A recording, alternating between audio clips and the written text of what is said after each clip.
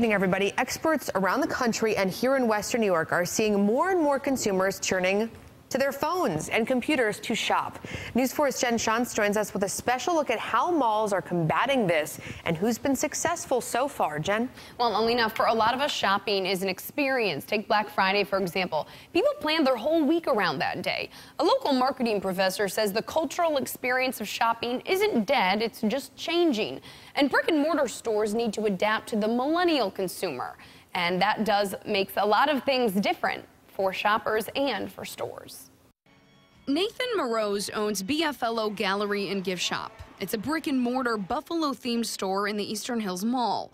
The 23-year-old entrepreneur is a bit of an oxymoron. This millennial is making money where big box stores like American Eagle struggled. Where these national stores are closing, it presents a new opportunity for local stores like myself. Morose also owns a store at McKinley Mall. He used to have a space at the Walden Galleria, but rent was too high there, so he turned his focus to his flagship store, which he recently expanded. The shopping experience has changed dramatically in the last 10 to 20 years. UB marketing professor Charles Lindsay says it's millennials that are doing much of the changing. They're spending less and doing more shopping online. You go to a store, a bricks and mortar store, and you might compare some items, some brands, and then you get on your smartphone, or you go home and you get on your desktop, and then you actually order it online if you can find it more cheaply somewhere else. So millennials go to malls sometimes to get ideas? Oh, sure, absolutely. As a matter of fact, there's a term for it. It's called showrooming. It's not all bad news for brick and mortar locations, though, he says. While stores like Banana Republic and The Gap have downsized, their cheaper sister store, Old Navy, seems to be doing okay. According to Lindsay, dollar stores are also thriving. He says a reflection of shoppers wanting to spend less. Before Gwen Rupert was hired by Morose as an assistant manager, she worked at one of those national stores. Yes, we started off with integrating our stores from kids stores and having 2 managers to having 1 store. So you integrated so this way the payroll went down. You started seeing a lot of strong employees and managers leave the company because there was no more benefits, because they were only working 30 hours and they were hoping for full-time. So I did see the change in that, and that's because a lot of online sales.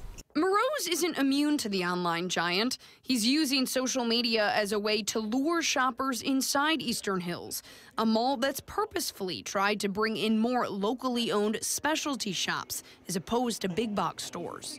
Morose moved in about 2 years ago. The following year, we doubled pretty much the sales in that same quarter. And granted, that's in a mall that's, continues to lose, big name stores. But at the same time continues to kind of reinvent itself. We've kind of been like the Elmwood of the East, as they call it. It's a lot more locally owned shops. Lindsay says local stores can sometimes renegotiate their contracts when large anchor stores close, as they risk losing foot traffic they may have brought in. So far, Morose isn't feeling the heat.